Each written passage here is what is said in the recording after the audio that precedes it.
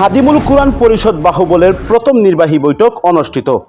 Senior সহসভাপতি কাজী মাওলানা আব্দুল হাইকে সংবর্ধনা প্রদান। খাদিমুল কুরআন পরিষদ বাহুবলের 2026-27 সেশনের প্রথম নির্বাহী বৈঠক অত্যন্ত সফলভাবে সম্পন্ন হয়েছে। আজ 25 জুন বৃহস্পতিবার জামিয়া কাসিমুল উলুম বাহুবলের মিলনায়তনে এই বৈঠকটি অনুষ্ঠিত হয়।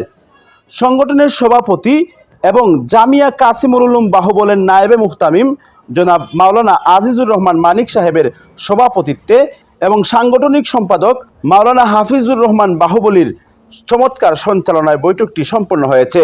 বৈঠকে উপস্থিত সদস্যদের প্রজ্ঞাপূর্ণ আলোচনা, গভীর পর্যালোচনা ও দূরদর্শী পরিকল্পনার মাধ্যমে বাহুবলের দ্বীনি অঙ্গনকে আরও সমৃদ্ধ, সুসংগঠিত ও গতিশীল করার লক্ষ্যে বেশ কিছু গুরুত্বপূর্ণ ও যুগান্তকারী সিদ্ধান্ত গৃহীত হয়। একই অনুষ্ঠানে খাদিমুল কুরআন পরিষদের সিনিয়র সহসভাপতি কাজী মাওলানা আব্দুল হাই সদ্য পবিত্র হজ ব্রত পালন করে দেশে আগমন করায় তাকে সংগঠনের পক্ষ থেকে বিশেষ সংবর্ধনা প্রদান করা হয়েছে। উক্ত নির্বাহী বৈঠকে সংগঠনের শীর্ষস্থানীয় নেতৃবৃন্দ ও কার্যনির্বাহী কমিটির সদস্যরা উপস্থিত ছিলেন।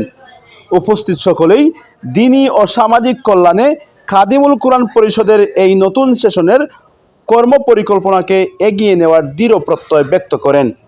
কাউসার মাহদি, সংবাদ বিজয় বাংলা, হবিগঞ্জ।